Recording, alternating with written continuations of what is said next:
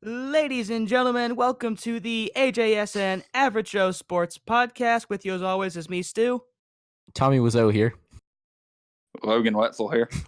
Yay, Wetzel's back. Woo! It's been a while. Yeah, it has been sickness and the illness that is a college education. He got down with two sicknesses. Hey, I'm fully recovered anyway. Anyway, this is our first podcast since the launch of the Alliance of American Football. So that'll be our main topic of discussion for today. Good to hear. Let's talk about that. All right, so the first game on the docket, if I can find it in my notes, where is it? The Orlando Apollos beat the Atlanta Legends 42-6. And that was not a very good first game to watch because it was very one-sided. Depends on which team you're supporting, whether it was a good game or not. I didn't support either, so... Personally, it was actually a lot of fun for me to watch, and I, like you said, I don't support either team, but Orlando's offense was just absolutely mesmerizing. A lot of good stuff to come out of it. You know, Steve Spurrier, since the 1990s, still owns the state of Georgia. You're right. You're right. He was insanely entertaining to listen to. They had him mic'd up for that game. Did they really? Yeah, he was the main reason I kept watching. He was just straight up funny. Well, you know, it's like I heard the other day when we went to go eat, the guy in line was telling me if it would not have been for he and Bobby Bowden getting so good at the same time, there's no telling what could have became of the both of them. And they both ended up becoming legendary. So, yeah, yes, sir, they did. They'll easily be college football Hall of Fame coaches if they're not. If I'm not mistaken, Bowden already is. Yeah, that's what I figured. Spurrier will get his in due time, I assume. But anyway, a lot of good stuff. The Apollos was their quarterback Garrett Gilbert from Texas at Austin and SMU. He had 227 yards, 2 passing touchdowns, a 2-point conversion, because that's a stat now. And a receiving touchdown. Yeah, he did, off of what they dubbed the Snowbird Special, because apparently people from Philadelphia go to Florida for the winter, which isn't true. We stay in Philly and embrace the cold and make snowmen. Bet. And only thing notable for the... Wait, you can't even say anything, like... You don't live in Philly. Troy, Alabama is like Philadelphia South. No, it's not. I'm just messing. Anyway, yeah, I was very impressed with the way Gilbert was playing. If I can find his name, Young Ho Koo. Oh yes, first points in AAF history, yes. And he had Atlanta's legendary only points that game. Yeah, the legendary then San Diego Chargers kicker Young Ho Koo came out of Georgia Southern, and he's forever credited with the "I will fight you."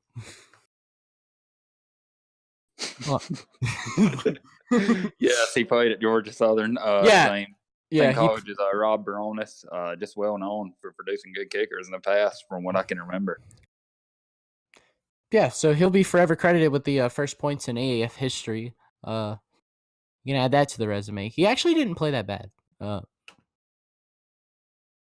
You know, I think had Nick Novak not had such a good game for Birmingham, it's very possible that Koo could have won the special teams player of the week. And some could argue he was still deserving because he had scored the first special teams points. But obviously that's a record or a historical fact that will not be changed. So, right, but we'll get to Nick Novak's performance come later games.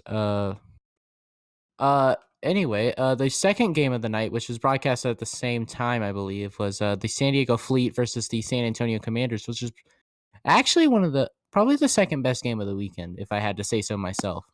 I wish they had changed programming to that game. Wetzel's gone. He'll be back. Boy. Anyway, I wish they had I wish that they had changed programming to that game because at the very least it was close. There were some big interception returns by the Commanders. There was that big hit by Sean Robinson, spelled with 2 A's, on the Fleet quarterback, some Russian dude or whatever. You mean Mike Bercovici? Yeah, Mike Bercovici. I just got his name. That's an Italian last name. Italian, Russian, whatever. No, they're literally nowhere close to the same thing. Anyway, actually, it wasn't Sean Robinson. My bad. It was Sean Washington. And that hit on Bercovici reminded me of Jadeveon Clowney's hit against whoever that guy from Michigan was in the Outback Bowl. Oh man, I know exactly the hit you were talking about, but like it was such a especially for that to come so early in the game. It's refreshing to see that they're like allowing defenses to actually play defense, and like hits like that are completely legal. Yes, and the pass interference thing's a big one for me personally, but yes. And what I liked about that hit was that went viral. Like that had people talking. That was getting a lot of views, a lot of retweets. Yeah, it was really good publicity for the league. Obviously not the safest of hits, but it was a really, really solid hit. Very nice contact on it. Everything. The helmet popping off. Bercovici dropping the ball. Everything about it was just perfect. Do we know in the AAF if the players have to leave the game for a play if their helmet pops off? I'm not sure if I so. went back and reviewed that. I don't believe so. I would say maybe for a safety issue, do that because they do that in college. Maybe. Right, and I think that's an NFL thing also, which is interesting. This game was close for a while. There was actually a touchdown in the game, believe it or not. Well, yeah. It ended 15-6, right? Mm-hmm, it did. Yeah, San Antonio ended up what? Yeah. No, it was... They had a short touchdown run by Kenneth Farrow the second, who didn't even have the best day in terms of running backs. And I'll say this now, this was not a good weekend if you're a running back in the AAF. At least in terms of total yardage.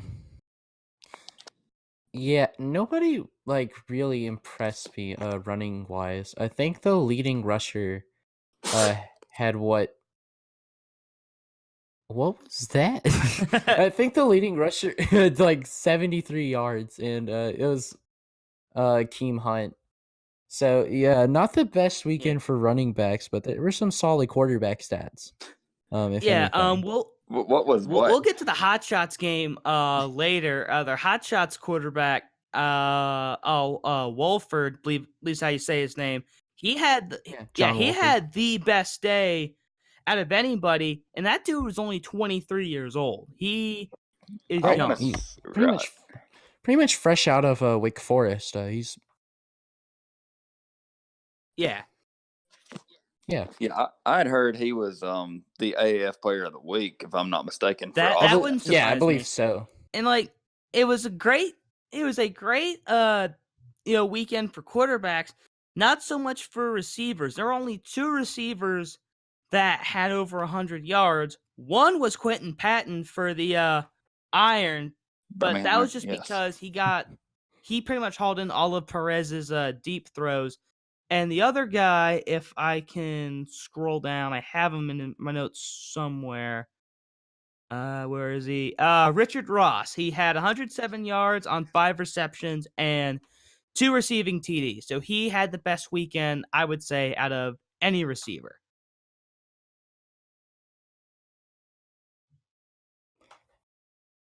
Yeah.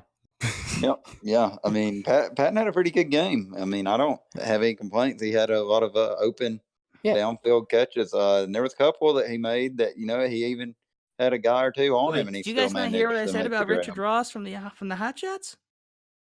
Yes, we did. Okay, you just went right back to... I was just following up with the Patton. Well, I guess now that we're on topic of Patton, let's talk about the first shutout in Alliance history. A game that we were very fortunate to attend. Yes, the Birmingham Iron recorded the first shutout in AAF history with a 26-0 victory over the Memphis Express, who have basically at this point become the butt of the league at this The butt of every single after meme. every single meme. If you go on the AAF Reddit, you go through the AAF Twitter, the AAF Facebook fan page, all of it is just Memphis Express memes. Just because they couldn't score a single point, they really couldn't get anything going on offense for that matter. Hackenberg, I think maybe had 53 yards in the first half. Yeah, it was a very, very small number. They had 109 passing yards in total. They crossed the 40, I think, 3 times. One of those times off a fumble by the Iron. Right. And the only positive play they had, really, only notable play, was a trick play that was a touchdown that got called back. Right. For a good reason. And that was another thing I noticed with Memphis is that they really did not play very disciplined. And, that's going to have to be something they're going to have to work on if they want to try to get any formidable success in the league, is they're going to have to cut down on the penalties. Yeah, I remember Wetzel pointing that out during the game.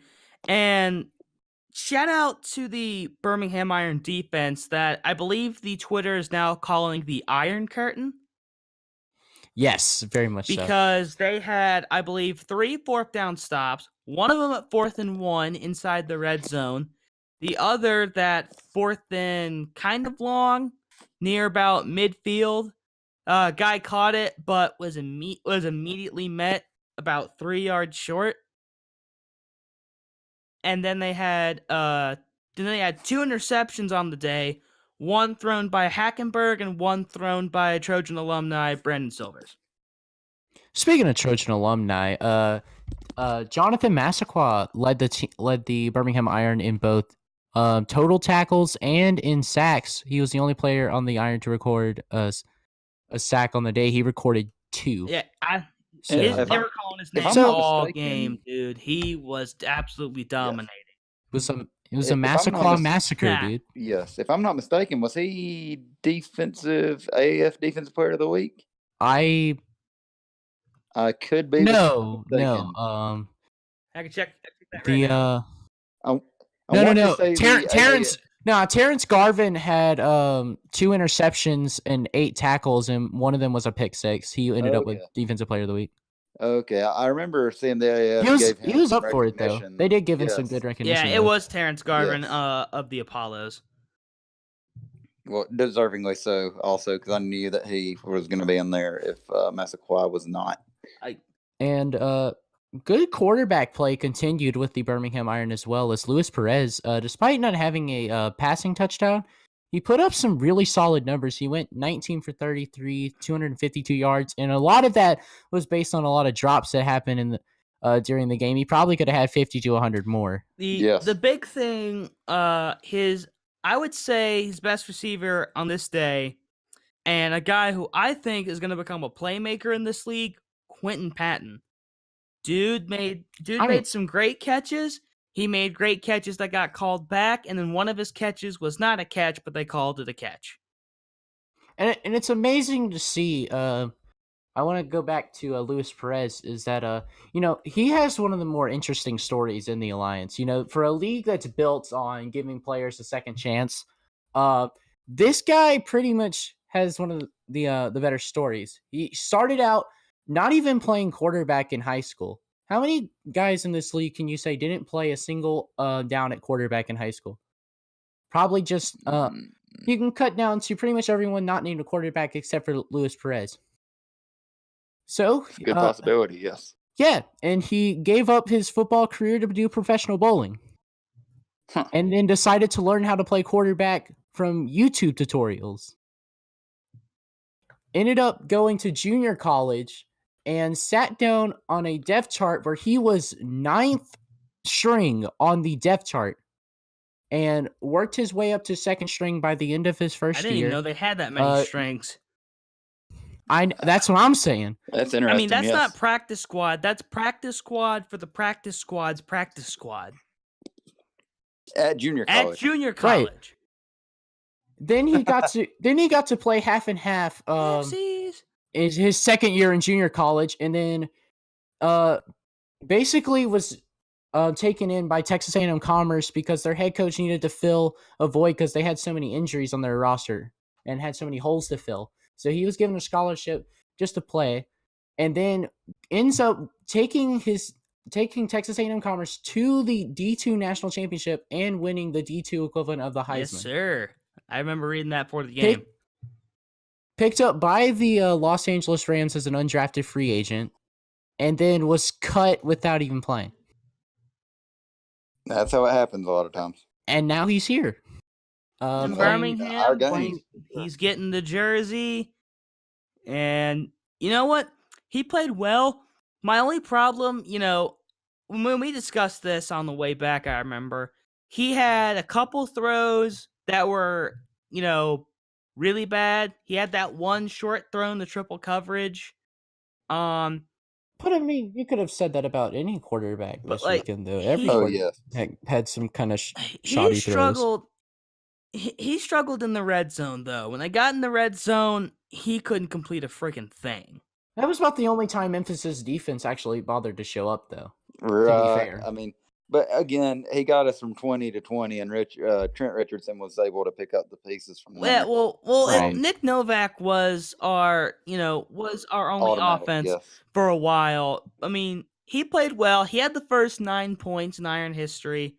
He for a while he had the longest kick in league history, 46 yards, but that was broken by a 53-yarder by the Hot Shots kicker later that night. Yes. But Nick Novak's my personal favorite, and the thing with Nick Novak is a lot of people know the name.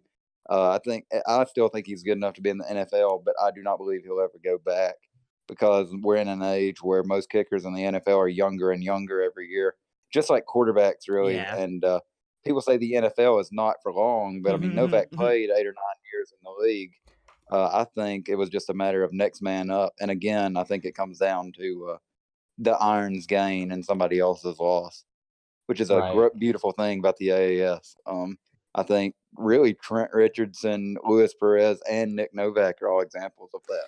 But I want to talk about Trent Richardson. He was probably one of the most hyped up players in this game. I wasn't coming and expecting much because I know the Trent Richardson that played in the NFL. Yes. The difference between the Trent Richardson from college and the Trent Richardson from the NFL is that when Trent Richardson was just playing in college, he didn't really have that much expectation on him. He was just pretty much seen as the guy to fill up, take the scraps with whatever Mark Ingram left. But then once Ingram left, he really felt into that role in college. College football was really fun for him. When he got to the pros, he had so much expectations put onto him. He didn't really find any enjoyment in football. And yes, that's not to say his NFL time was bad. I want to say his rookie year he had 1,300. His rookie year was great, but he had a decline after that. Yes, and because he fell out of love with the game. And I get that happens. I get that. In his first game back, he had 2 touchdowns. Yes,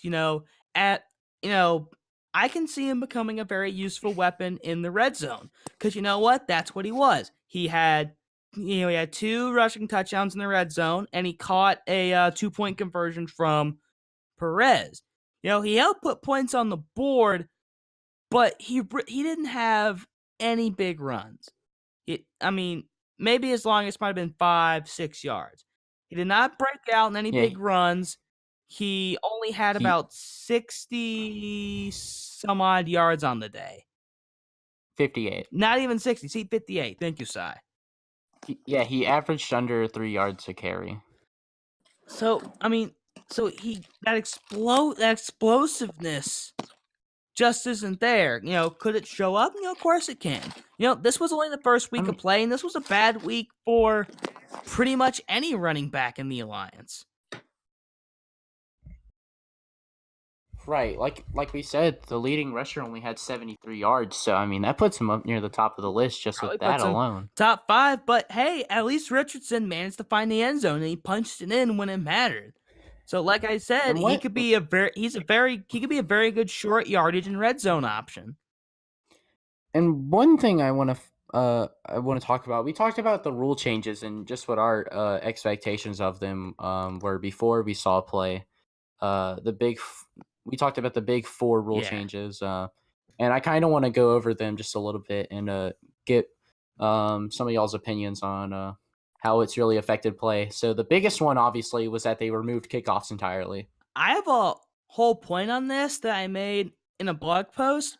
Is that, I like personally the removal of kickoffs, just putting it at the 25.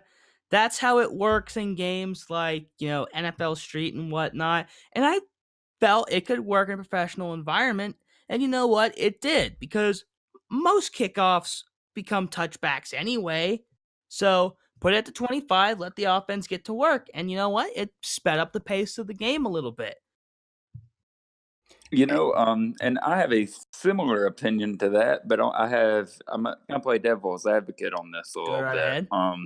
I personally like the kickoffs, as I do know that though they cause injuries, and half of them. I mean, you've got a lot of guys that just never play offense or defense out there. But You like the return? my thing is, I like the idea of the kickoff itself, and more from the kicker's role, and I like the idea of extra points. But I understand that the AAF has neither. And I just don't want the AAF to lose sight of the importance of a good kicker. and Right. And I don't believe they are, and considering that Nick Novak just was And- responsible for almost half of the Iron's points and the other day. I think if they at least kickers throughout the league can stay consistently scoring half of the team's points at least once a week, I think, I'm all for not having a kickoff. Like I said, we just do not need to lose the importance of a good kicker. you know what? Right, and that kind of leads into my second point of the no extra points. Now, personally, I didn't really hate it, to be honest. I get it, you like you said, the importance of the kicker. Kickers are people too; they got a job to fill. So having them only out there for field goals seems like they're really just kind of barely a roster spot. So an extra point is really one of the more important aspects of a kicker, because especially when you look at the NFL and how often NFL kickers are missing like the backed up extra points when they moved it back from the 2 to the 15. It really shows just how quality certain kickers have to be to even do the simplest of tasks of making an extra point. But no extra points, no kickoffs. But I want to make this point: is that you say kickers are people too? You know what? Kickers are still gonna matter in this league. As Right. Yes. Wetzel said, Novak put up 9 points. First 9 points in Iron Well- history. He was key. He was key that game. There was only one touchdown in the Commanders Fleet game. That was a game, primarily dominated by kickers.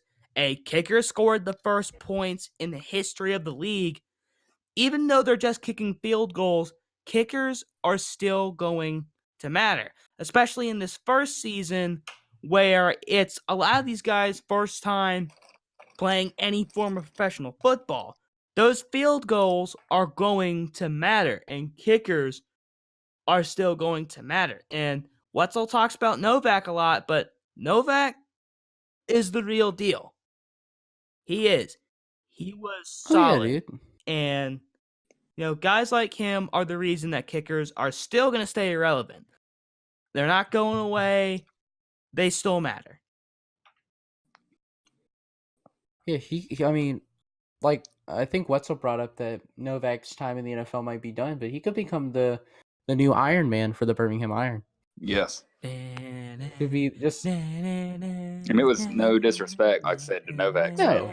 I just think, like I said, it's just a matter of next man up, and everybody has their Right. cycle in the NFL. Sometimes people's are longer And than others, in which I think NFL rules, if you are in the league for 4 years, you get NFL retirement. So, I mean, Yeah. he's set. How old is he? He's 37 is what I Jesus. understand. I looked it up not long after. Yeah, he's he's done his time. Vinatieri's still kicking, so who's to say Novak can't I still mean, be playing 10 years down the line if the league's still David around? Akers was around That's a good for a point. while. So, I wonder if Daniel Carlson will kick in the AAF. I think he could be one of the league's best. Me too. Well, in particular, I think if they still had the kickoffs, I mean, man, I'd almost just hire him as a kickoff specialist. My thing with the kickoffs, though, is that they're really like you mentioned, they're just not safe plays. And I get, it's football. There's no such thing really as a safe play except for maybe a victory formation kneel. But in all honesty, it's already been stated that and it's been researched that they do end up causing more concussions, and it is a dangerous play just because, when you see that ball go over your head and you're the guy who's having to block for the dude in front of you, you don't know if that ball's getting kneeled or not. So you have to run through that play like it's a live ball. Mm-hmm. It's a real scary spot to be put in, even though, it's football. It's dangerous. It's supposed to be like that. But, I'm really okay with them doing away with kickoffs, and it, like Stu said, it speeds up the game, and I really didn't miss it all that much, if we're going to be completely honest. Now, I don't want to go to the Hot Shots game quite yet, because I just want to... Well, we still have the 2 extra rules, too. Oh. I wanted to talk about kickoffs, because I actually got clarification on the kickoff rule. So, I think I mentioned on the last podcast that the rule was that you can only take the 4th and 12 conversion, which does away with the onside kick. If you're down 17 with 5 minutes to go, turns out you can do it so long as you're down 17, or if there's 5 minutes left to go in the game. So, games will still remain competitive. Okay, so good. I got actual clarification on that rule. Okay, because the way it was worded and what I read last week made it sound like you had to be down 17 or more. Right. Which was stupid. Okay. But I got clarification on it. I actually don't mind the 4th and I get it's a minor league thing. Like, I think that's one of the things that this league's going to be known for.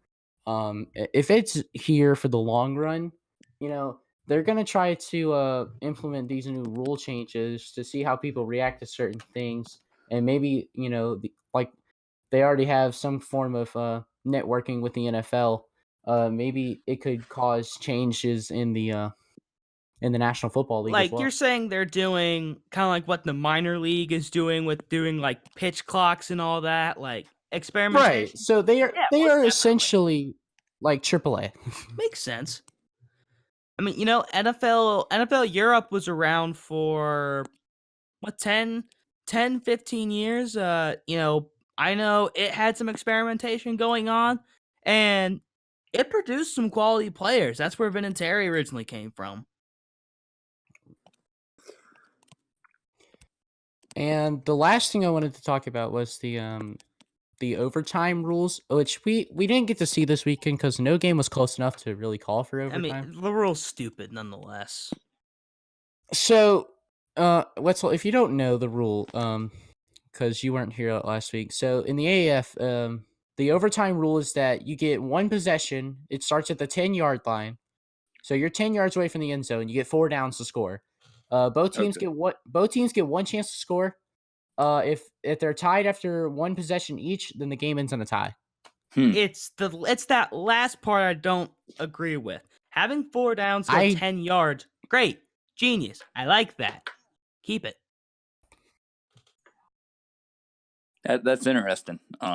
It's almost like a combination of the NFL rule and the college rule, but it's like a way longer of a field. Which, I mean, these guys are professionals, so I expect something like that.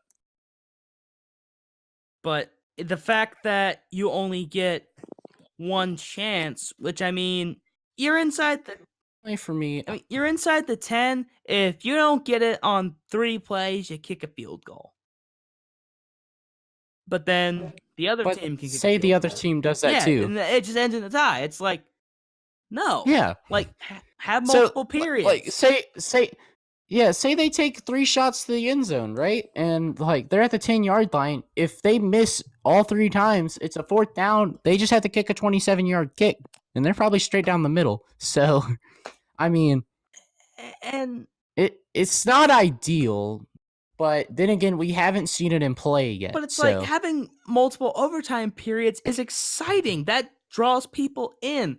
Like our favorite game, like this group as a whole, our favorite game of the 2018 college football season was A&M LSU 7 overtimes.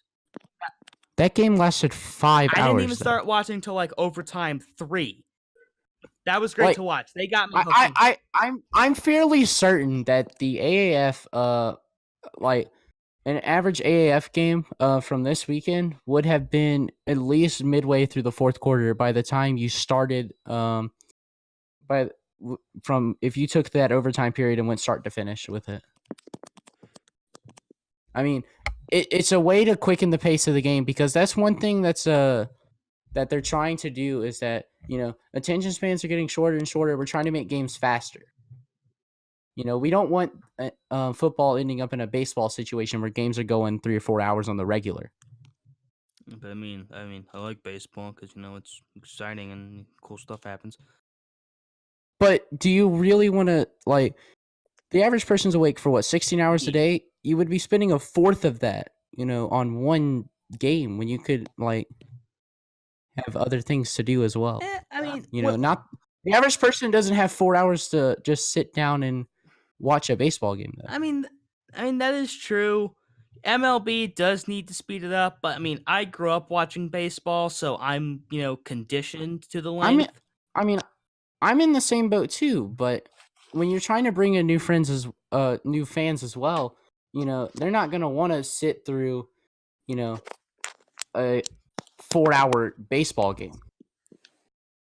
Shoot, I wouldn't want to sit through a 30-minute baseball game. Well, that's because you don't like baseball. Okay, I was hoping you would say something like, yeah, if it was shortened, I would watch it, but no, you just confirm, you just straight up just do not like baseball. And that's the beauty of the AAF not having kickoffs and going for 2. It keeps the game fresh and exciting, and with only having one overtime period, you're not having to sit there for an extra hour waiting for overtime to finish. Yes, I'm very excited about this Salt Lake City game this upcoming weekend for sure. I'm taking 2 international students that's knowledge is not really educated on just the sport of American football. And you're going to make them Iron fans. These guys are going to be in for a treat for sure. Hey man, you're doing some good service. I am. Yeah. I want to talk about how great it was to actually be there. That was so much fun. It was, man. That's why the second we left, I said I am coming back next week, and I will really want to consider getting season tickets next season. Yeah, for sure. I won't be able to go to this one this weekend, but I do plan on being at the other remaining 3. So I might come up. They're playing the Apollos the week of spring break, aren't they? Yeah, I plan on taking my brother to that one. So if y'all want to meet up with me over there, by all means. Most definitely. That sounds like a plan to me. Yes. The Apollos. We just made plans on a podcast. This rules. Hey, that's how we roll. I mean, if the Apollos keep up their winning ways and keep playing that great offense, and the Iron keeps playing good defense, that's going to be a good game. Because you have what might be the league's best defense going up against what might be the league's best offense. I believe we play in Orlando before that, though. I'm not entirely sure. I'll have to go back and look at the schedule again. But like Wetzel said, this Salt Lake City game, it should be a doozy. Yes, this Salt Lake City one, I think is going to be a big, really indicator. By week 2, we should have a better idea of who is where in the league in terms of performance. I still think it's way too early to tell how anybody's going to end up being. But, I mean, you know what? I mean, this game that we were just at, stadium was decently full. Fans were chanting, cheering loud. Everybody was screaming, laughing, having a great time. It was really good atmosphere in a crappy stadium. Yes, it was a game, if I had a small child of, 5 or 6 years old, I would definitely take to a game. It was very good time. Nobody was acting a fool.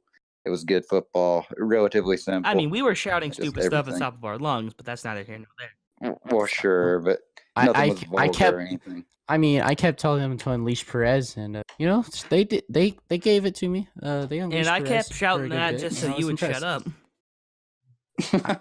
I didn't get my touchdown, but it's all good. Hey, It's I all wanted good. the tutty too, man. I really did. It's all right. Trent Richardson got 2, and we got a shutout. So The first shutout in league overall, history. overall, the Birmingham Iron set out and did what they came out to do. They went out and won, and in dominating fashion. I was just going to mention, speaking of quarterbacks in the AAF, did you guys see where Colin Kaepernick is requesting $20 million to go play in the AAF? No. Yes, confirmed. I saw that. Which team has the money to pay sure $20 million? There's not even a $20 None of them. million salary cap in any of these teams. No, No. there's no way. No. But yes, Colin Kaepernick, according to Sports Now- Center, now, as of 30 minutes ago, am has I requested Am I $20 million. against him playing in the league? I can't say that I really I'm not. am. I want to see don't him play either, really, football. no. He still has a lot of talent, no matter how Yeah, controversial like he's he may still be. a talented quarterback. If you make it to the NFL, you're a talented quarterback. I think that's just how it goes. Because that means you're in the top 1% for quarterbacks, essentially. So, but I wouldn't mind watching him play in the league. But if he's gonna make demands like that, he's gonna have a hard time finding anyone. He's not going to get $20 million. He should be thankful that someone's giving him the opportunity to play after, for whatever reason, nobody signed him. I get it. He's a controversial figure and all that. I feel a lot of that media hype has died down. I felt he could have you turned it back. say that. I mean, I could be wrong, but I mean, No, you say that, and every time I see his name get mentioned, the mentions below a tweet or a Facebook post are just awful. People still wish bad things on him, and I'm like, I mean, Yes. I mean, look, I get see. what he was standing up for. The message he was trying to send, and what he started with the players, the message all the players they were trying to send. I get the way they were doing it was what I didn't like and was what a lot of people didn't like. According to APnews.com, players earn $225,000 over 3 years in the alliance. So they're earning $75,000 a year. I mean, that's not That's a terrible, living. Not bad especially. cash. Yeah, No. I mean, and that goes for every single player. So every single player, I assume, it fluctuates depending on the player, I suppose. But for an average of 75,000, that's not bad. No. Yes, and I mean, I'm sure the insurance is good, and you've got NFL guys constantly looking at you. Right. That's a good deal if you ask me. So I mean, just Kaepernick should just sign somewhere, be thankful he's playing, and thankful that he might have a shot back at the NFL. Right, because I couldn't mean, say it at the end better, of the day, it's not like you're earning minor league baseball contracts. Those are absolutely dreadful. And, these are actually fairly solid contracts that Yes, and they are allowed to pursue I've heard- NFL teams in May, right. according And to their contracts. And I've heard nothing about them allowing player sponsorships. I'm sure if he were to sign with the AAF, he could easily manage to get something worked Yes, out. I think it would be huge So- to the AAF as a whole. Yeah, exactly. And quite honestly, I think there are worse players that are in the NFL right now. Yes. I would say so. Now. Well, that's crazy. Tim Tebow can't play in the NFL, but a bunch of guys that we've never even heard of can play in the NFL. I mean, Tim Tebow did win a playoff game, though. Yes, he did. Yes, that was one but of the he can't greatest play in the moments of NFL. playoff history, in my opinion. Yes, Why can't he play in the NFL? if I was an owner, I mean, I would be able to have an answer for you, but I unfortunately do not. Well, biggest thing was he wasn't the best quarterback. He found a way to win games. He wasn't the worst, and he still had talent. But I don't think that college talent translated all that well to the NFL. I think he is a product of being the first generation of the true mobile quarterbacks, where you get your true scramblers who take the ball and rush with it. Now, granted, he didn't really have the best arm, but he came in the same generation as guys like Pat White, who who were just not really built for the pro style of offenses that were being run at the time. He was part of that great defense at West Virginia, the one that was unstoppable in NCAA 09. Yes. Yes, Pat White was one heck of a ball player. Yes, he was. And that whole era of quarterbacks were pretty awesome. They were interesting. And right. really, that era changed how the NFL viewed quarterbacks. I mean, you've got a lot more mobile quarterbacks now. I mean, Right. that Really paved the sets way that for, time. for they- Cam, they- for God's sake.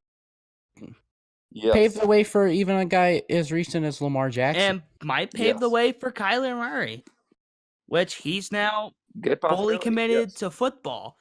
And That's probably, like, a guy like Russell Wilson made his style work, and I see he a lot was of drafted in the similarities in the way third they play. round. He won the Super Bowl. Should have won two. And he keeps taking the Seahawks to the playoffs, even though the Legion of Boom's no more. But Exactly my I want to point. give a quick hot take on Kyler Murray. I agree with this choice to play football because he's got mad talent in both sports. He can play football. If something bad happens, the Oakland A's are still committed to him. He can easily go back and just start playing baseball again. Right, he's still on a guaranteed contract. I think it was a smart decision he made. Football career works out great for him. If not, he's got mad talent in baseball. Once he saw the potential he had in pro football, I mean, I wouldn't have turned away from that either. But the only issue I had with it was that he was pretty much getting guaranteed money in baseball for a less physically demanding sport, a safer sport in general.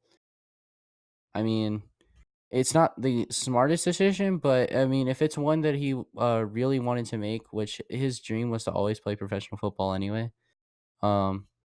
then I can't really fault him for going that route. And you know what? I think this really helps draft class as a whole because, last year you had the 6, mad talented QBs.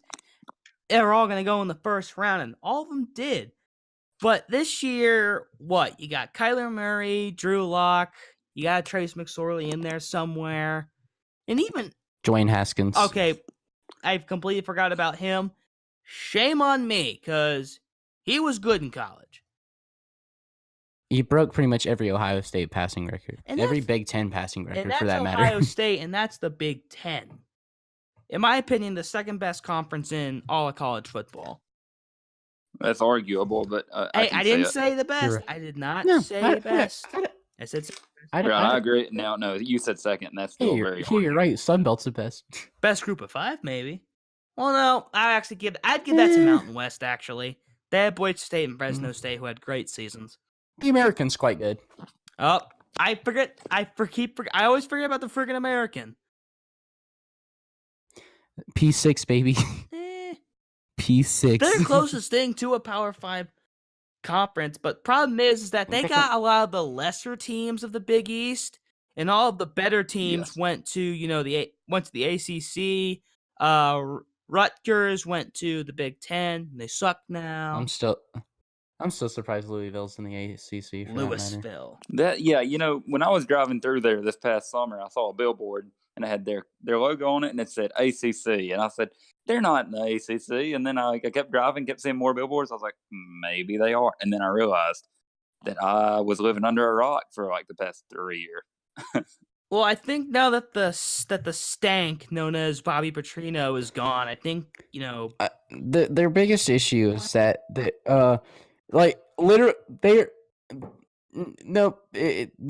biggest issue behind them is that they drag down the ACC academically. I know. And that's why I think it's funny. No, that's seriously the biggest concern is that every other school in the ACC was really weary of because Super they smart, didn't want yeah. to put up with them academically because they're not really great. Yeah, Yeah, Louisville. Florida State's not too Yeah, good. and then they got Florida State. Sticking up the joint. Oh no, with 2-1. their academic their academic standards for playing sports are quite low. For playing for sports. I mean, general students. I mean, you'd be surprised how hard the University of Miami is Oh yeah, to get into. A lot of people don't realize that. Like when I watched the U and Catholic versus The U. Convicts, I was like, and I was a senior in high school when one of those came out. And I said, Probably I almost Catholics. want to apply there just to transfer and or just to go there. And I looked into the standards, and I made like a 21 super score on my ACT, man, 19 composite, and went out, and I was like, I'm not even close, man.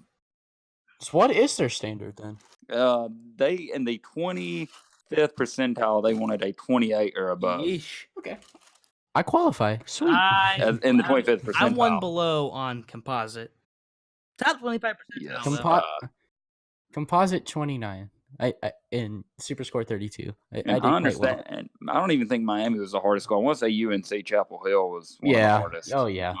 Very good journalism school, by the way, to you two guys. Yeah. I heard Syracuse. And go was one of the to best in the nation. Northwestern. Yeah, Northwestern's quite good. Northwestern's a great school in general. That's hard as hell to get into. Yes, it is. That's very true. A very nice campus. Probably lovely one of place. the best in like the Big Ten, I'd say, in terms of academics. Just a little too close to Chicago. Yeah, far enough away. Anyway, And boom goes the dynamite. Did you guys get the chance to watch that? Not the full thing. I got too distracted by how terrible he was reading his stories. Oh, it's great, Stuart. It reminds me of you and Si. Like, please watch the whole thing. It's amazing. What did you want me to watch? The thing I sent to the chat yesterday. You just check it out. I'll send it to you guys again or whatever. Good deal. Do we want to talk about the Hot Shot Stallions game now? We got a bit sidetracked. Yes. John Wolford put up pretty much the best offensive stats of anyone this weekend. I got right here 275 passing yards and 4 passing touchdowns. 4 passing touchdowns. 2 of those to Richard. And that was probably the best game of the weekend, if I had to be completely honest. It was competitive for a bit, from what I understand. I mean, we were in the car. You were the one watching it. Right. But, just offensively, that Arizona team looks disgustingly good. Which is good because the Cardinals suck. And Salt Lake didn't necessarily put up the best stats. They only had 240 total yards, but they put up 22 points, which is fairly solid, considering that Arizona put up 416 and ended up with only 38 points. So while not necessarily the best overall performance for the Stallions, they put up some solid points on the board, which matters most. I mean, they put up more points than the Commanders, and they won their game.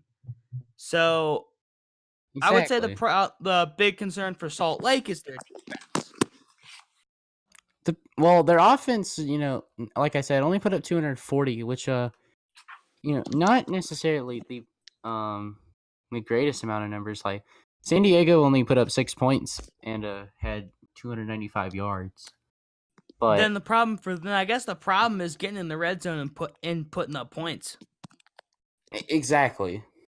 Well, they didn't really have a problem putting up points, though. Like I said, they ended up putting up 22 despite the low numbers. I mean, we talked about, Perez, as Wetzel was saying, got 20-20, wasn't doing much in the red zone. I mean, our first 9 points were off kicks, and I think for at least 2, maybe all 3 of those drives, we got into the red zone. If I can toot our team's horn for a bit, Perez had 252 yards, and that was more than the entire Salt Lake offense was able to put up in total. Jeez. So they still put out 22 points, like you said. Yeah, exactly my point. So very dangerous team, and one that we definitely, as the Iron, shouldn't overlook this weekend. Now, I just kind of want to do a brief kind of, overall view of the AAF. I think it was a very successful weekend because we saw great defense in some games, great offense in other games, saw that. Some decent quarterback play. Yeah, exactly. Perez, Wolford, Garrett Gilbert, were great. I saw, Richard Ross had, as I said, 107 yards, 2 touchdowns. He could be I could see him being a breakout receiver. I really think Quentin Patton, with the amount of great catches and almost catches he had, I think he could be a serious playmaker. Yeah, he fine-tunes that game, and he will be an absolute monster. So we know the league, can play offense, can have those offensive playmakers. We know they can play defense and have those defensive playmakers. And I think generally there was a pretty good audience, for this opening weekend of games. The biggest thing for me personally was that, there was enough people at the games to create a vibe. I feel like, they could probably benefit from smaller stadiums, but I don't disagree with them going big, stadium wise. There's enough new with it to kind of freshen up the game. Obviously they benefited from the lackluster Super Bowl. They did. Which left a bad taste in a lot of people's mouths. Like, this is the end of my football season? No, the football season extends with a fresh new start, with some fresh rules, some new concepts that people probably have never even heard of. It doesn't isolate, it doesn't really isolate anyone. And it's a nice change of pace from everything. And I really want to see this league succeed. I generally think it will. First game, not Hot Shots, Apollo's game got 2.9 million views, which beat out primetime NBA basketball action. Now, the games on Sunday couldn't even reach 1 million. But, it still almost reached 3 million on its initial broadcast, which is great. But the low numbers in terms of somewhat low attendance, there were still people there, as you said, to create a vibe. But the low numbers on attendance in the second batch of games don't scare me that much because, this league's not trying to go all in to be an NFL killer. It's not trying to become this next big thing overnight. I think they're just trying to focus on getting their product out there, gaining some buzz, and just going out and playing some football. Exactly. That's all it's about. It's the football. It's got fresh ideas. It's got great stories. It's got hungry players and coaches who want to get back into the league.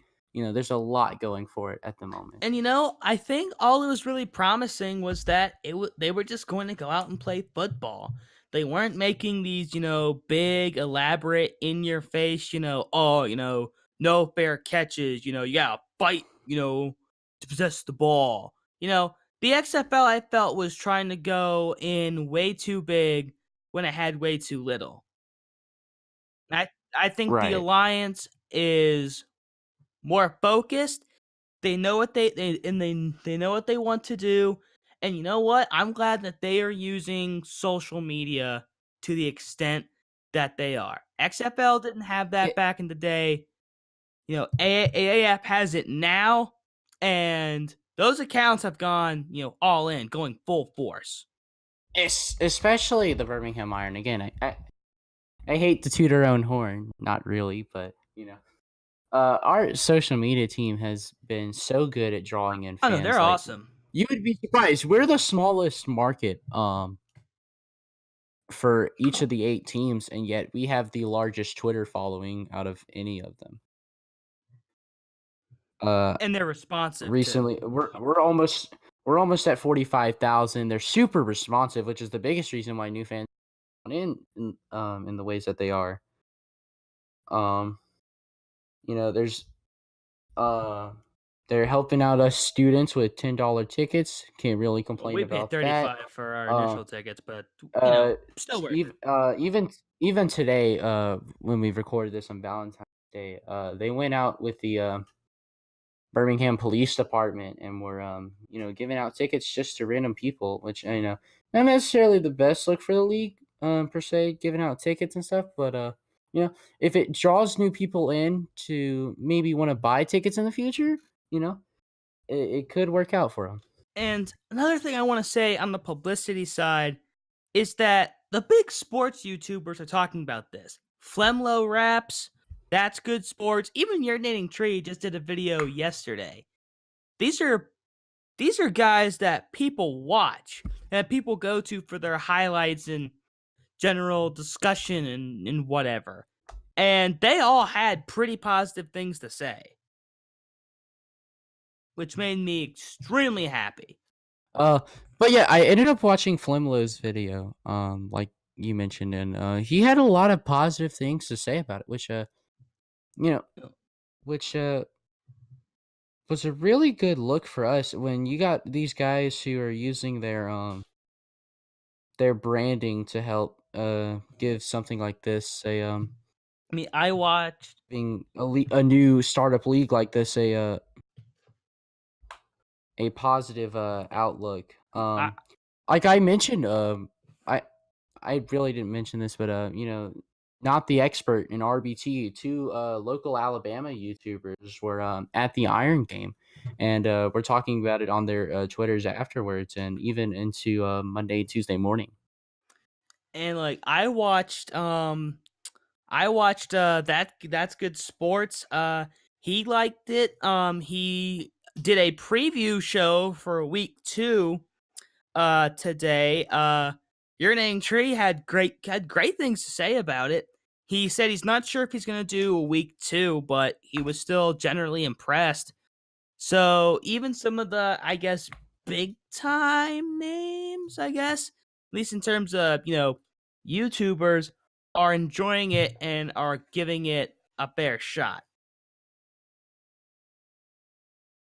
And I think that's one thing people have to look into with this league is that the league's not claiming to be the on the quality of the NFL or And nobody was expecting anything. that coming in. Right. It's just dudes playing football for the love of the But game. for what it was worth, I thought it was still good football. Exactly. Like I was thoroughly entertained the whole game.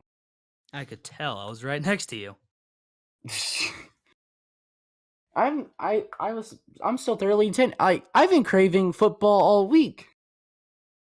Like I didn't feel that like for the majority of the NFL season, and I love my Tennessee Titans, but I'm craving football right now. Like it's been a long week without Iron football, and I'm very excited for week 2. And just you know what? I'm sad. I have to go work the basketball game on Saturday. I can't actively watch the game, which is on TNT. The Iron are going to be on TNT on Saturday.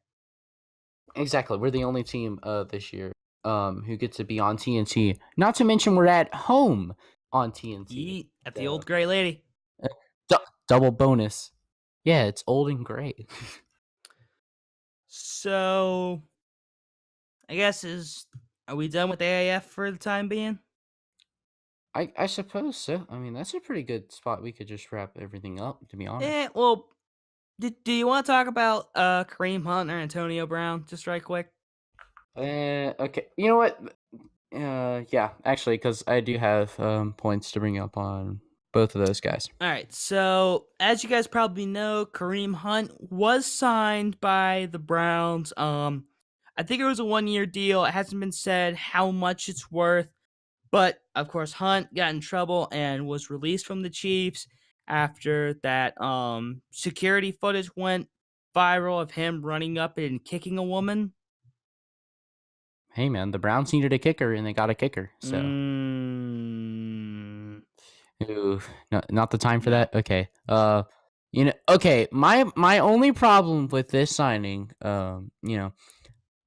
Kareem has stated that he has taken the steps of rehabbing himself, and he's done everything he could to try to better himself, and I applaud him for that because I am a firm believer of people getting second chances. Yeah. Now The only problem I have with it is on the Browns side, actually, is that it's not even that if this deal doesn't work out. It's that now they have 3 really good running backs on that roster, and Duke Johnson, who And Nick Chubb. Duke Johnson, Nick Chubb, and Kareem Hunt on the same roster now. One of those guys is never going to get to play. And that was a big problem I think people had as well, was just that, I saw someone say, okay, so you have Nick Chubb, and you're bringing in this guy who could be a PR nightmare, Right. But you're also alienating Duke Johnson in this deal, who was quite good last year. I mean, that was overall a much better Cleveland team, and I think Kareem Hunt can definitely bring, some positive stuff to the table. I honestly don't know where I sit on this. Exactly my point. Like, it's a good signing for the Browns, but at the same time, it's one they really didn't need to make. And it's just, I don't know. Has the dust settled enough on this? Is it really the right time to be, signing this guy? I don't know. Like, I honestly don't know what to think of this other than, Browns getting a good player, but this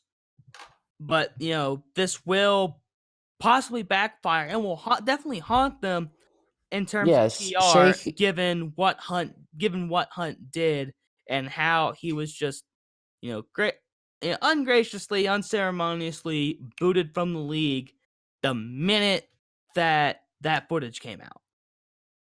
And what he did was bad. And with the perception of the Browns already by the average NFL fan, even despite the fact they won 7 games last year and they're clearly making a turnaround. Exactly my point. This really doesn't look good for them at the moment. It doesn't. And that's my. I guess that would be my biggest problem with it. It just doesn't look good. But but he can play ball, so obviously it's all good. But like I said, I'm a firm believer in second chances, and if it's really changed, then I don't see why the league shouldn't welcome him back in. Yeah. For anyone wondering, what's all that to leave, and it's a one. He had to go study. And it's a 1-year deal. So there's not too much of a risk into it. Yeah. But speaking of AFC North teams, Antonio Brown has formally requested a trade from the Pittsburgh Steelers, which we all knew was going to happen. Now we know Antonio Brown can be quite the diva. Understatement of the year. Yeah, but literally during the most crucial week of the season, walks out of practice, doesn't show back up until game time, and expects to play and doesn't play. But what is wrong with you? What? No. What's wrong? I mean, I was saying, asking hypothetically about Antonio Brown. My bad. You. My bad. Because it's just like, what's wrong with you when you walk out of practice, don't come back, and then when you come back on game day, you expect to play? Yeah, that whole Steelers organization at the moment is dysfunctional as Days of our Steelers. But I can't really fault him for requesting a trade, though. I mean, obviously it's a situation you didn't want to be a part of, so the obvious answer is leave. And you know what? There's no doubt there's going to be teams willing to take a risk on this. Tennessee, do it. I don't know where he's going to go, to be honest. I don't think there's been Tennessee. That could use a receiver. That's exactly my point. Could you imagine that duo of Antonio Brown and Corey Davis? That'd be nice. But I mean, you remember what happened when T.O. came to Philadelphia. He and McNabb, at least for a season, worked great. We're a great duo. T.O. was such a great fit, but they couldn't last 2 years together and had that big falling out, and then T.O. goes to the freaking Cowboys and all that. But that's what happens when you bring in two guys who want to be the superstar play. When you have a guy who wants to be the superstar player and a guy who's already the superstar player and loves being in that role, you're not gonna have those two guys. Those two guys are gonna clash and they're not gonna get along. That was just inevitable. See, with the Titans, we don't really have someone like that. Marcus. He's clearly the superstar of the offense. But just because you don't have that clash doesn't mean it can't happen again on another team. That doesn't mean that still won't happen. If anything, Taylor Lewan will probably just punch him or something. But I mean, if we make a Kareem Hunt like deal where it's maybe 1 to 2 years, because he is 30 years old at this point, still have a little bit of time left, right? But 1 to 2 year deal, offer him a decent chunk of money because we have cap space at the moment. I don't see where we could go wrong. Now, obviously, it could end up like Randy Moss did and just blow up in our face, but that was glorious. Hey, guess what? Terrell did nothing with y'all. I mean, I almost won a Super Bowl. Keyword. And even then, we won a Super Bowl before he did. Yeah, keyword. Almost. But we won a Super Bowl before he did. Before Antonio Brown? No, for T.O. Or before T.O.? I mean, T.O. was out of the league by the time. Still won a Super Bowl before he did. I mean, technically, yeah, but I'll take a technicality, my dude. I hate that man. Have you? You've seen that Hardee's commercial, haven't you? Where T.O.'s just walking around Philadelphia, everyone's screaming at him. Even the kid comes up on the scooter and swats the food out of his hand. Yeah, I thought it was funny. Very funny. Very true. Yeah, it was a good commercial. What were we talking about?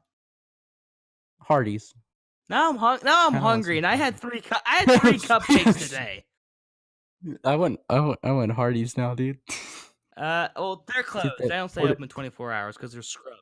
Oh man, portobello mushroom burger though. Dude, the all-star boxes aren't that bad. But anyway, portobello mushroom burger. We're getting off track. We can talk about mushroom burgers. Sidetrack. Antonio Brown. Okay, I honestly don't see. There's a lot of good places for him to go where someone would need a wide receiver. Obviously, the Patriots are an option, but let's just leave that out for the time being. I mean, he goes to the Patriots. That's like Brady getting another Randy Moss almost. And Randy Moss had one of the best years of his career with Brady. But what this also means that the Patriots will go 16-0 and lose in the Super Bowl to the New York Giants. Let's not say Giants. Let's say somebody else. Let's say let's say the Washington Redskins that went 9-7. Washington Redskins, Super Bowl 54 champs, calling it here. Okay, that's a little bold, considering their quarterback is Alex Smith. But what do you mean? They don't have a quarterback anymore. Oh, that's right. You're right. So they don't have anyone at quarterback for that matter. Josh Johnson? No, he was the first pick ever in the AAF draft. Yeah. So didn't he just sign with an NFL team recently though?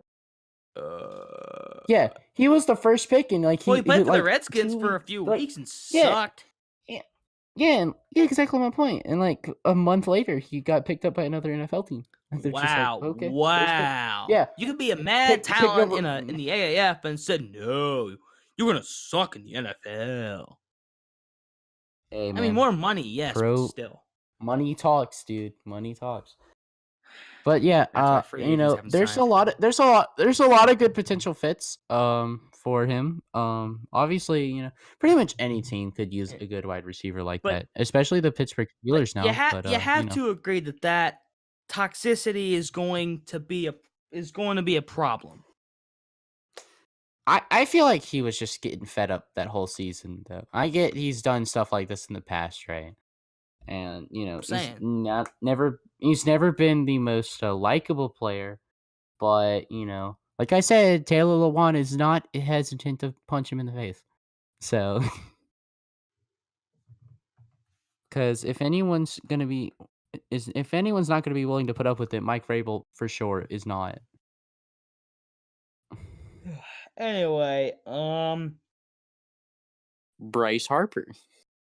okay, so the big thing with him is that he wants big time money over about 10 years. He wants something above 300 million.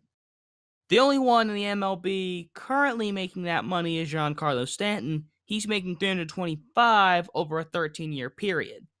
I mean, is there any player currently who you would say is like willingly deserves a $300 million contract though? I think Bryce has the talent. It's weird. I feel he has the talent to back it up, but I don't think he quite deserves that because he has great stats, no doubt. And he's been in an Right. all-star game just about But every year. but But he's not Mike Trout. no, I don't think he deserves that $300 million he's looking for. Will he get it? I think he might, but it's going to take a while. I think Like, Machado I mean, at this point, I mean, it's cutting in close for him and Machado on even making spring training. because pitchers and catchers have reported for just about every ball club. I think the last batch reported today. Right. But I spring think training like goes into full effect next week. I think Machado will get a deal before Harper just because he's asking for 225 over 8 years.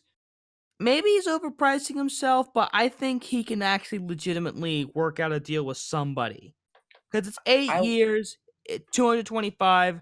You're paying him a lot, but you're not paying him as much as you are Bryce.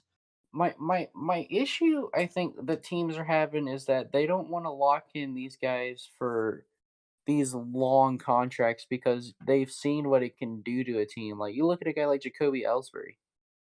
Look at the contract he's on, and it's absolutely dreadful for the Yankees. Or look at Alex Rodriguez. The man Exactly. the man expected to break Barry Bonds' record at the time we thought legitimately was making the most money out of anybody in baseball, and his production went to he got what past 600 and didn't do much after that. Absolutely dreadful. I dubbed that the Jamarcus Russell effect or the Albert Ah, Hainsworth effect, where ah. you get all of that money up at one time, and you're just like, "Well, I'm set. I don't care anymore. You got nothing left to prove. You're on a huge contract." Oh boy. I mean, well, Albert Hainsworth, I mean, that benefited the Eagles cuz, all he did was was lay there on plays, but Man, I love Albert Hainsworth, dude. because he's a former Titan. No, because his only good years were with the Titans. He was an absolute monster when he played for us, and then he went to Washington and like kind of crapped the bed. It So sucked. that was on Washington. Well, we had him set up real well. And you say teams are afraid of that decline, I and mean, you're absolutely 10 years right. is a long time to commit to one player. I read an article by a guy on the Detroit uh Press, I think it's called, about what would happen if Harper signed with the Tigers. And he brought up how the players decline and that this deal ends, Harper will be in the middle of those years he's supposed to decline. He's 26 years old. What you're getting for him right now is a player like Harper in the prime of his career. Right. That's what you're getting now. You're getting Bryce Harper's absolute best for like the first half of that deal, but then you get Bryce Harper, the right fielder at ages 32 through 36, when he'll inevitably dip off, probably. And I mean, like I said, 10 years is a long time to commit to one player, and I think a lot of teams are just scared of a guy just at his age, having that much leeway with that contract.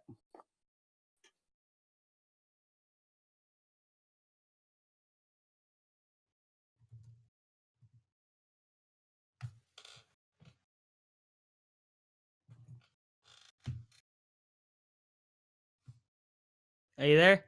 Yeah, I'm still here. Okay, can you say that again? Discord, it sucks. Okay. Man, I completely forgot where I was. What was the last point you left me off on? I don't know. As soon as you went off on that tangent, Discord just went. Okay, well, it's okay. You were talking about Bryce Harper. You would be getting Bryce Harper currently in the prime of his career. Uh, you know, you look at the first 5 years is what from 26 to 31. It's not a bad stretch, right? It's good for the teams By that that want to point, win you can now. restructure his contract and you know you can work him out. But with a 10-year deal, um, you're setting up to finally finish out paying his contract by the time he's 36 years old, which is good for Bryce Harper, but it's a rough investment for teams willing to invest into him. Because I'm sure they're like 30 teams out of 30 are gonna want to take Bryce Harper. I don't think anybody's gonna disagree with that. I think every team's willing to take Manny Machado. It's just that I feel like teams are just not willing to commit to their asking prices for such a long period of time. I mean, the Giants offered to give Bryce a lot of money Yeah, and in the you know short what? term, Bryce and he Harper said probably would have no. taken that deal. I get his dream is to be a Yankee, but like they offered him so much over an 8-year period, wasn't it? Was it 8 years? For Machado, yeah. Well, Machado wants 8 years, and the Yankees and the White Sox have given him great offers. Exactly. I mean, I think at some point, I can't blame them for getting a little greedy with their contract, because athletes have such a short lifespan in their ability to do their job. But at the same time, I think they have to be a little realistic with what they're asking for. Yeah, I think what's gonna need to happen is that I think Machado might be able to get his deal. I think Harper's gonna have to restructure his. I don't think any team he would want to play for is gonna want to pay that much money. If the Yankees are not willing to pay that asking price, you're doing something wrong. I mean, because that's Steinbrenner money, for God's Like I sake. mentioned, that Jacoby Ellsbury contract. If they're willing to pay that and not your contract, you gotta rethink your whole situation. I'm praying Bryce Harper signs with the Phillies, but the Phillies aren't gonna give up that much money. We just signed Aaron Nola to a big 4-year extension worth about $45 million. That's one of the best players on our team. And he didn't even get to a freaking I $100 don't million. think a single player on the Rays has a contract anywhere near that big. But I mean, like, the Phillies have room to make a big splash like Harper, but as we've said, it's that commitment to 10 years. Structure that down to maybe 5, 6 years, and I think Bryce will have teams coming at him from Well, every yeah, because you angle. would be getting Bryce for the best part of his career, essentially. A lot of money, yes, but like you But you said, would be getting best part of his prime. career. But you would be getting prime Bryce Harper. And I think that's what teams want. They want the Bryce Harper that's still on the upswing, and they Yeah, don't they want to don't want deal to have with to deal with. the downfall, the inevitable They don't want to have to downfall. deal with him.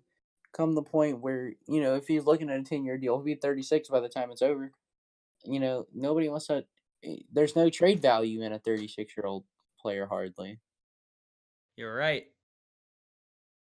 and no team's gonna be willing to pay a dude $30 million when he's 35. So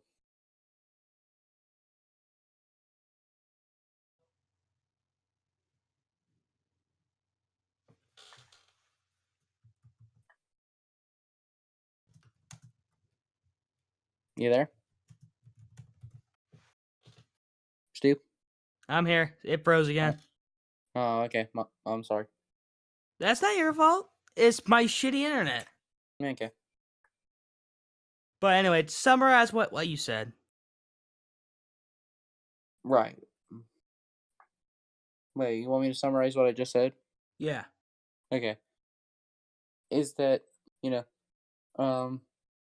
nobody wants to deal with Bryce Harper at age 36 when he has no trade value, because nobody wants to be paying a dude who's 35 years old on his last year of his contract $30 million plus.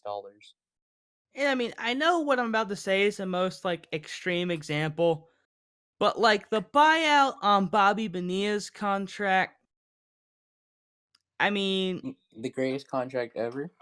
good lord, the Mets are still paying for that because When did they finish paying that off? 2035. Man, I want his agent for real. How But do I you mean, it's finesse a team that bad to where you're still getting paid despite but having not that's played gonna professional be baseball for over a decade? that's gonna be an expensive buyout if a team doesn't want to go through Harper's entire career Yeah, or entire tenure. say Harper gets a freak injury in year one of his contract, and now they're stuck paying him $270 million essentially for the next 9 years for a dude who will never get to play. I get it's a risky situation to give a guy a contract that long. He'll sign That being somewhere, said, but I still feel someone's going to end up paying it. I honest to God hope nobody does. I I hope do too, Bryce is but forced to lower it, and if someone does pay it, I kind of hope it's the Phillies, but I kind of don't hope it's the Phillies. I because want the Phillies to get Bryce because he'd be a good fit in Philadelphia. We need another bat like his.